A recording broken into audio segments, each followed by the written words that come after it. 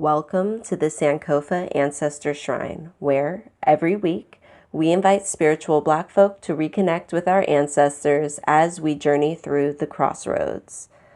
Please consider donating through patreon.com/Sankofa Shrine.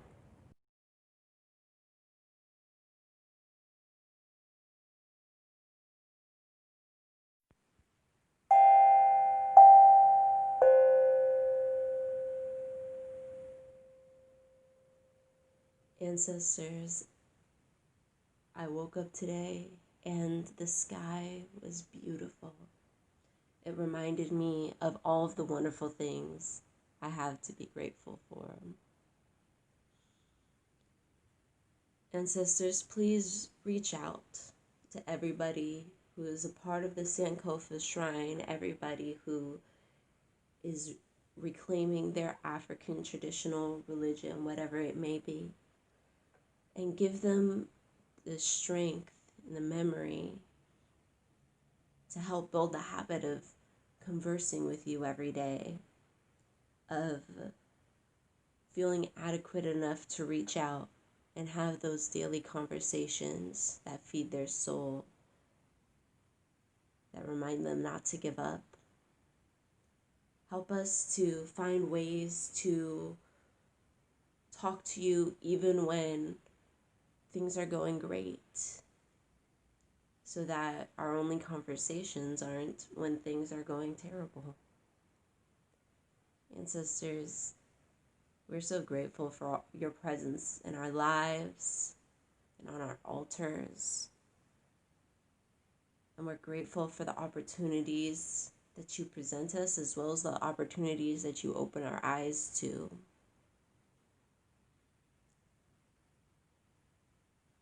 Thank you for keeping our families safe. Thank you for giving us comfort in these hard times. Please lift the stress off of people's shoulders and hearts and hold it so that we can continue being productive and working towards our own well-being during times of uncertainty and times when we're not sure even really what is the next move to make sure that we survive and thrive.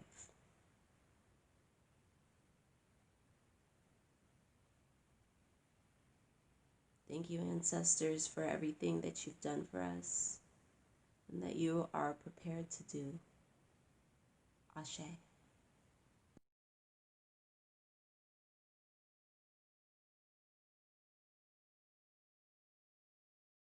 Hey Teru, you're beautiful. Hey Teru, your principles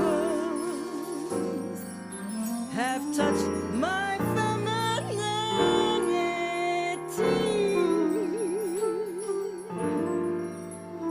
Hey Teru, you've blessed my heart. Hey Teru, won't you please impart your secrets and your mysteries? Beloved, beloved, beloved, beloved, beloved, beloved, beloved, beloved.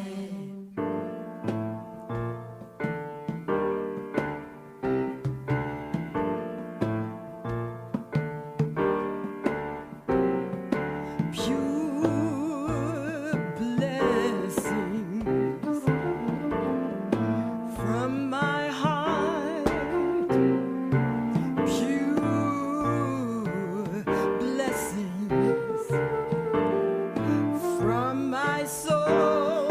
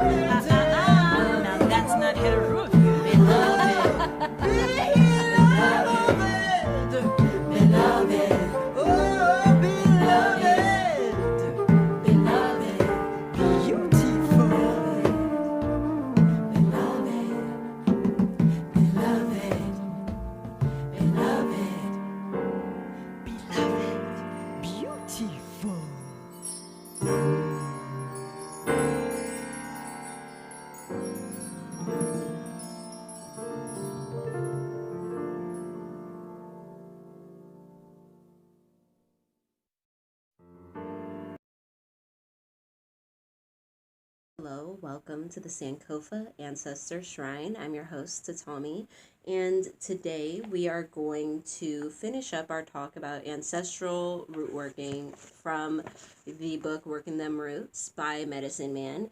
And I also want to encourage you to go ahead and check out the Ancestral message for June, which I used this Black History deck, which I was able to get with help from patrons on Patreon. So thank you so much to everybody who has ever donated and who supports the shrine through that way so that we can continue to have content and be uplifted together. We left off on page 70 last time, and at a place called Nature is Our Biology. It is the Earth's biology. It is the sky's biology. It's all the things that encompass existence. When we tune our bodies as well as our minds with natural order, we begin to live our lives in a higher frequency of thoughts and actions. Many of the concerns, fears, and motivations for other people will be a non-factor for you. As you think on the higher level, the idea of being the victim to situations changes into you being the cause and effect of the circumstances in your life. This is when you will begin to understand that you are the controller of your destiny, and then that there is no one to blame for your mishaps and shortcomings in your adult life but you. So this is a really good part that kind of gets into the commander in command aspect, where you're in such a space of routine that even when things trip you up, they don't really trip you up because you're so secure in what you're doing, and you're not slipping up in so many different ways. You're working from a space where these things naturally are on your radar. You're intuitively able to function throughout your life. But this is something that takes practice, right? It's not something you get overnight. Here you should begin to nurture your ambitious potentials and strive to use this new understanding as a catalyst for your newfound drive to self-transformation. Transforming oneself into a higher being is a process that takes many years to accomplish. Therefore, many people seek teachers to guide them. Those that are born to be spiritualists belong to a unique class of spiritually gifted people, where accessing the unknown is inherent in their bloodline. They are the people that can create spiritually for themselves and for others. Not everyone can create spiritually, and many seek the advice of a trained priest when attempting to do spiritual work. Priests are trained with secrets that have been passed down from master to master and built upon by newer practitioners. Many of the older priests don't necessarily see the innovative ways of newer practitioners because adaptation is a subject that many will say is not good for traditions. What I will say is that the tradition of hoodoo is built off adaptation from being created in hostile, oppressive environments.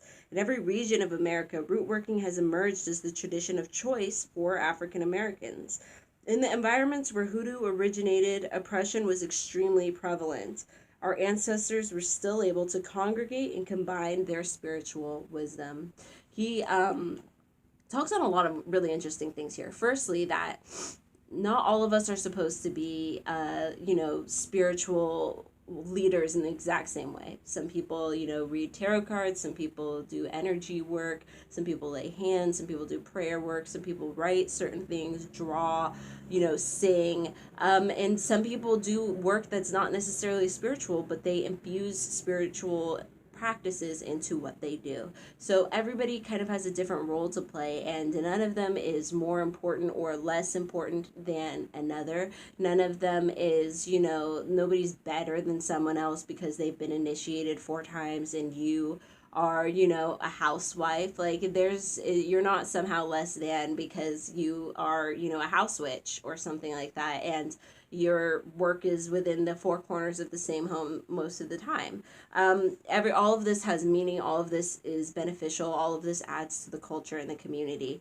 And so the other thing he notes is that there will be differences and discrepancies between who you go to, where they're from, how old they are, who trained them, what their personal paradigm is, will all kind of affect and impact what you're seeing. And so you'll see some people who are strict traditionalists, everything they use is like mud and sticks and bones. And then some people you'll see go for a very different aesthetic, very modern, crystals, tarot, pendulums, that sort of thing. And neither of these, he's saying, is like necessarily more or less correct. And in fact, while some people get very upset about changing tradition, which is understandable because so many things were taken and, pushed down and broken. So what we have, we do want to hold on to and continue to use and pass on this knowledge. But at the same time, he notes very aptly that what we practice here was our ancestors adapting to what they had. And in fact, they didn't have such specific recipes all the time because you had to use what you had. So you had to intuitively be able to substitute things, etc. So, it was a very wise thing for him to note that, initially it was an adaptation. It was an adaptation the second our feet left the motherland, the African soil, and came to this soil and had to learn about new plants, new animals, farming with the land, all of those different things. That was new, and we had to adapt to what was here. So adapting to your modern situation is another form of adaptation. He says, and he also notes here that our use of hoodoo was the choice for all Black Americans, which is why that's our birthright, that's our religion, that's something we can practice. It's calling on spirit, calling on the ancestors, working with nature, because that's what, our ancestors by and large did. And the more oppressive the situation was, he notes, the more likely we were to use hoodoo in that area and to use it for different things. And I think it's because, especially because hoodoo allows you to control certain things, that was appealing, and it's a source of power that was absolutely necessary to access and wield. So he goes on to say, everything must evolve for the continuation of its existence. Those things that don't will cease to exist. This is a common rule of nature that only the strong will survive. This rule applies in the animal kingdom as well as the human family. We live in a culture that is predatorial, so it's important that we guard the secrets of our practice from those that attempt to exploit and misappropriate them for financial gain. So this is very true, and why I can't wait until we have ways to, have a physical space, a physical shrine for us to work in, and then, stream to members in their homes. And that way we can talk about even more in-depth stuff, invite people on who have certain, knowledge, and be able to spread it amongst ourselves mostly. Of course, there will always be infiltrators. There will always be people who want to tell white people everything, but we can, take the steps that it takes to guard this and hold it sacred, and not just wield it around. How I don't, mean to be rude, but how like Christians, they want to hand the Bible to everybody, don't they? Here, take it. It doesn't matter if you understand what they're saying, what it's not saying, what you're interpreting. They want everybody to have their hands on it. They want everybody to have this certain access to it. Whereas there are steps you can take that would make something more private, even if it was accessible to who it needed to be accessible to, and didn't call to every person out there like, this is a space for you. It doesn't matter what you've done. It doesn't matter what you believe. This is a space for you. And this is kind of the opposite of that. It's finding those things that are sacred, understanding that it's for the family, for the community, for certain people, and being able to reach out to those people and give it to them without feeling like we really need everybody in the world, because it's, this is a quality not quantity type of situation, especially with knowledge as heavy and sacred as this, that has been tried to be wiped out so many times. Passing it on, but passing it on correctly and to the correct people. This is being done by those that would like to make African American root working a universal practice that has no context. So he's now talking about a lot of these co-opters we see, Catherine, you're on way. I can't even think, there's a bunch of them, and they have like a root workers like union or guild or something, and y'all, there's 2 Black people, like one half Black person, and the rest of the like 20, 25, 30 people in this group of root workers guild is literally not Black people. And you'll notice also not only is it being appropriated by white people who want to sell it at exorbitant prices, but then all the books on Amazon are written by them, and the certain words are changed so that they suddenly are for everybody, for every application. They often avoid the word religion because they want to call it just, folk magic. It's something anyone can access who lived in this certain like types of locations, even though they have their own locations. They have their own history of folk magic. They like to, adopt all the pieces of everyone else, right? Get a dream catcher, get a, coin with a hole in it from Asia, a Buddha, statue, a lot of different things, just to use and wield, people of color's power. And you'll also see it in the way that most of our tarot decks are published through the US game system, which this isn't a tarot deck, this is a playing card deck, so it would be published through the gaming. But you'll notice most tarot decks, this is for Wiccans too, it's like ways, it's a simple ways that with wording and with how things are sold. And it's intriguing that the Bible, you would be a blasphemer, you would be religiously oppressing somebody if you said that the Bible needed to be sold in the joke shop. But tarot cards get to be sold in the joke shop. All of the different aspects of fortune telling divination are sold in joke shops, game shops, labeled clearly as games, labeled clearly as this does not work for anything and is a total joke. And you can sell holy water, and that's not a joke, and that is to be respected. But if you sell Florida water, you sell colognes, you sell other types of things, you do have to put certain disclaimers, especially when selling through certain companies, like Etsy even, to, make sure that you don't get,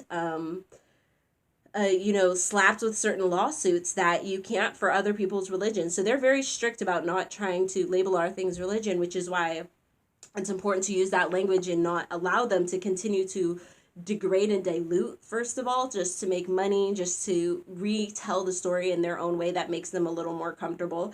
And also to, make sure that the context is still there. So he gets into that a little bit next. He says the context of African American root working is African American ancestors who were held and tortured as slaves on thousands of plantations in America. When people insinuate that hoodoo is just a magical practice, they are wrong, because it is connected to the spiritual legacy of people that endured afflictions to pass this legacy on to us. Hoodoo altars can consist of many items, that are different items that belong to the deceased relative of the practitioner: a brush, cup, clothing, items, jewelry.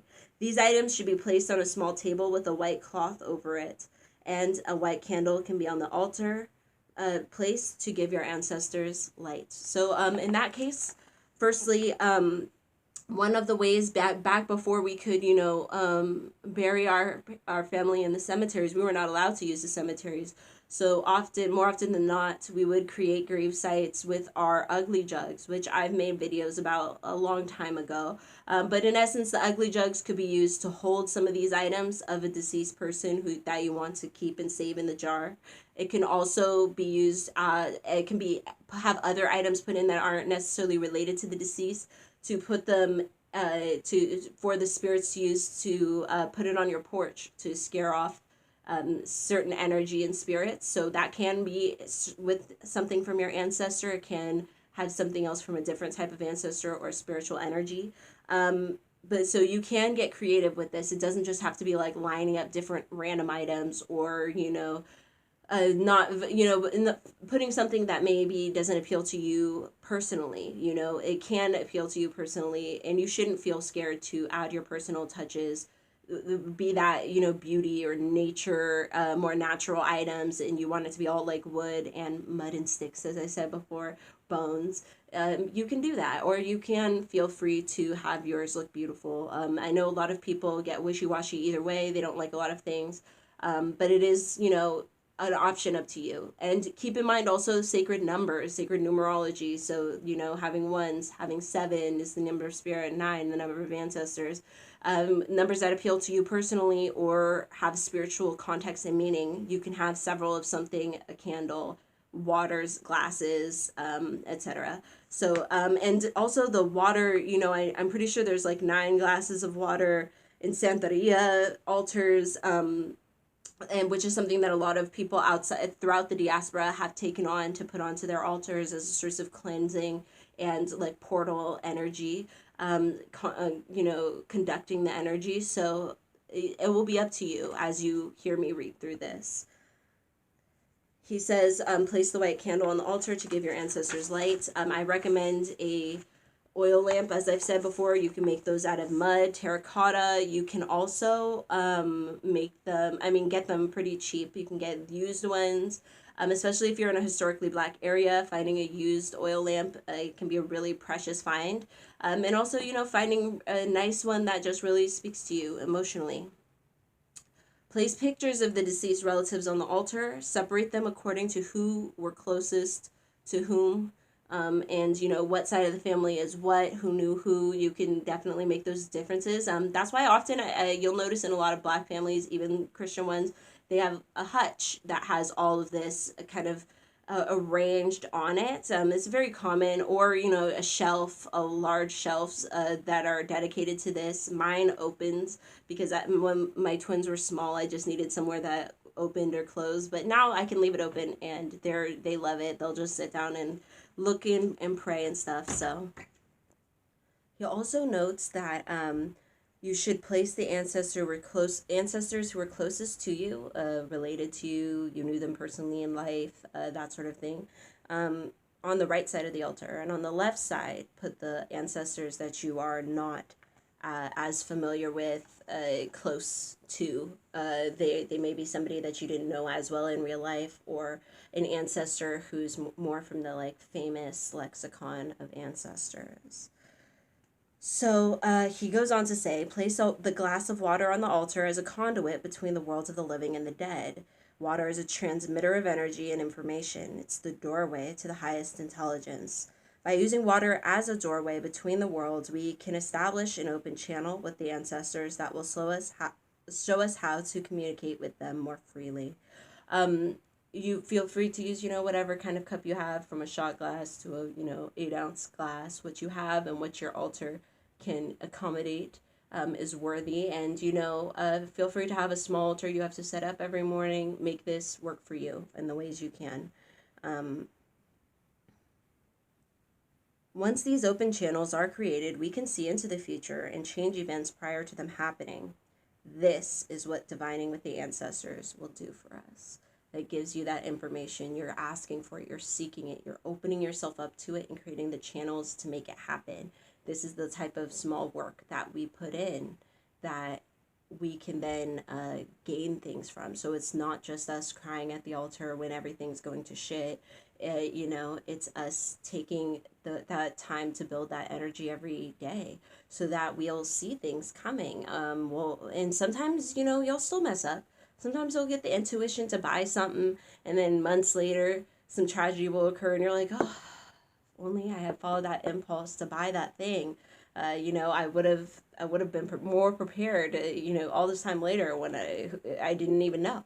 Obviously, sometimes it's just not going to logically fit. We're like, where would I store this? Why would I be buying this? So we just don't do it. But other times, we can follow through with things. Most of the time, it will come to the point where we can follow through with things because we're getting these messages and we're understanding them as spirit and trusting them, because we are open to those possibilities. The ancestors will start giving us the correct answers we need when in doubt about our decisions. Divination can be done various ways. While there's no explicit way to perform a divination, many systems have evolved where hoodoo practitioners throughout the years have adapted to based on their familial backgrounds. Playing cards evolved as one of the tools of choice for many hoodoo practitioners and became popularized across the nation. Older hoodoo workers were ultimately inclined to read animal bones. Newer hoodoo practitioners tend to lead more towards reading tarot and other newer conventional tools. What a root worker chooses to read with is at their sole discretion, however. It was the tools left by Mother Nature that the ancestors and true hoodoo practitioners divined with. The goal here is to be connected to real living spirits.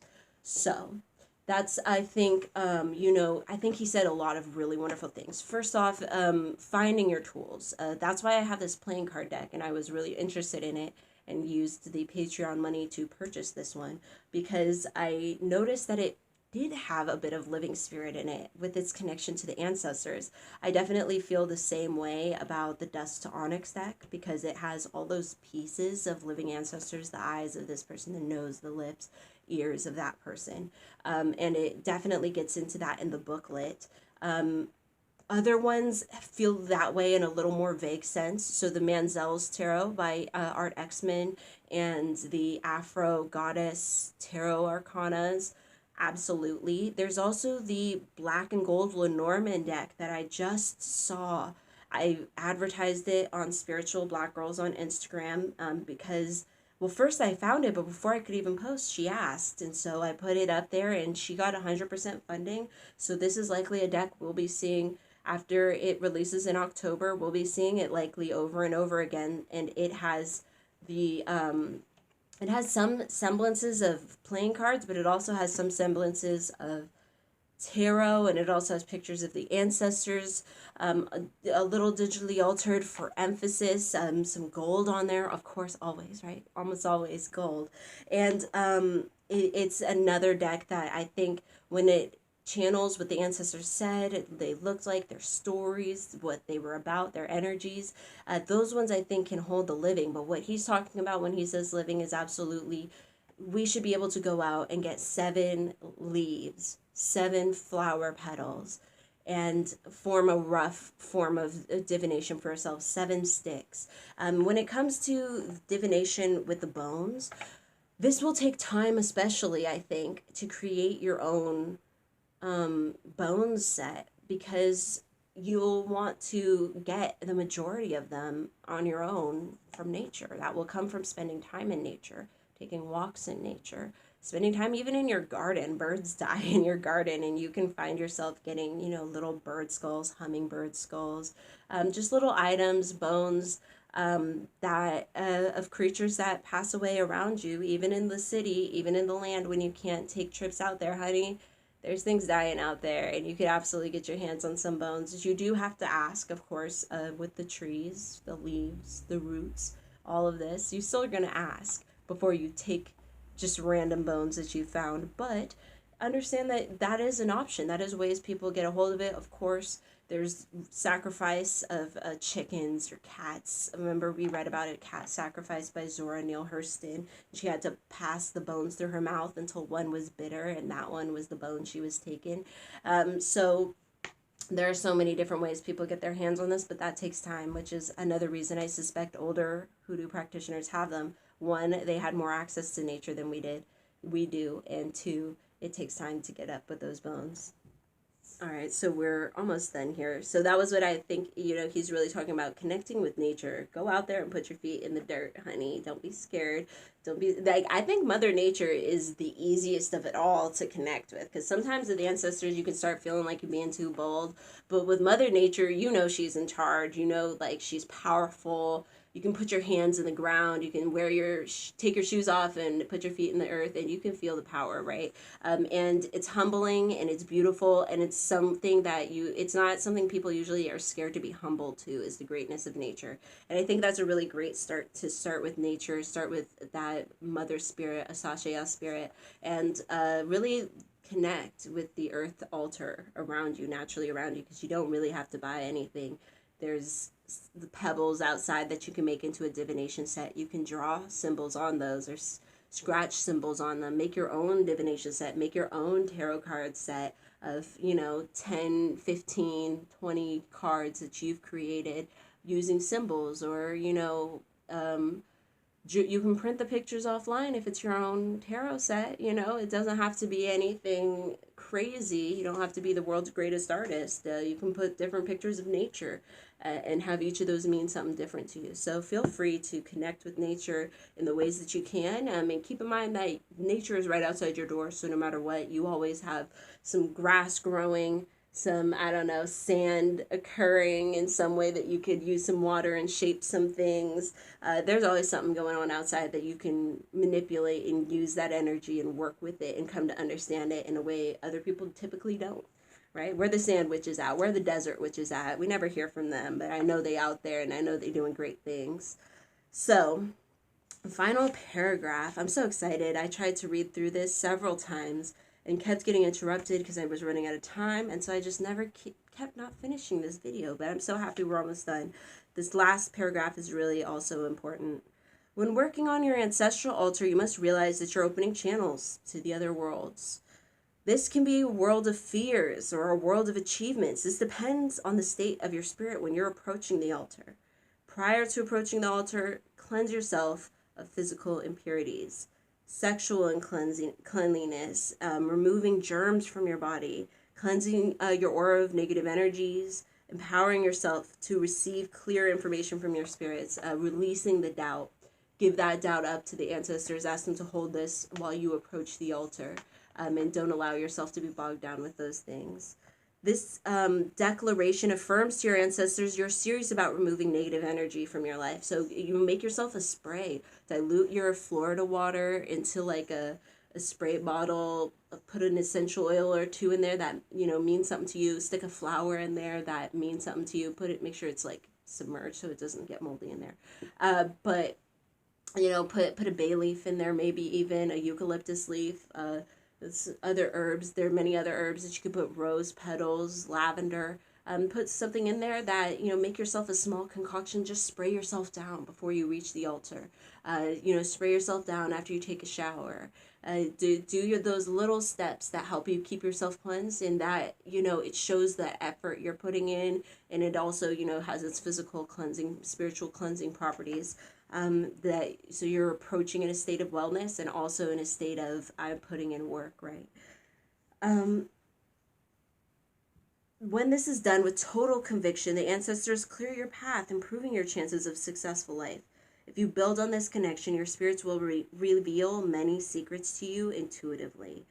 So finding those ways to do, say, and believe with conviction can be difficult, but it does come with time, and it does come with seeing those things manifesting and creating around in your life as you continue to move through life and continue to make decisions and continue to learn to work with your intuition. So find those ways that perhaps you could be doing a little bit better, and take those small steps so that you can really connect with your ancestors and spirit guides, and Mother Nature, and really find ways to manifest something of that, for yourself, for others, for the world, for these global plans you might have. But yes, the ancestors are really more accessible, I think, than people realize, and I think the process is less scary than people realize. People get really nervous, especially because of our how we've been raised with Christians and Christian thinking. We get nervous about, you know, what are we supposed to be doing? What's the ritual behind this? I just don't even know where to begin. But this is a good place to begin, is your ancestor altar, putting in time, putting in work, spiritual cleansing, and connecting with the ancestors to get those messages, even in good times, so that your good times don't have to end so abruptly and you're going through roller coasters. Instead, we can, through our connection, gain some answers and find ourselves landing on our feet more often than not. All right, may your ancestors and spirit guides be with you at every crossroads, and I will see you next time.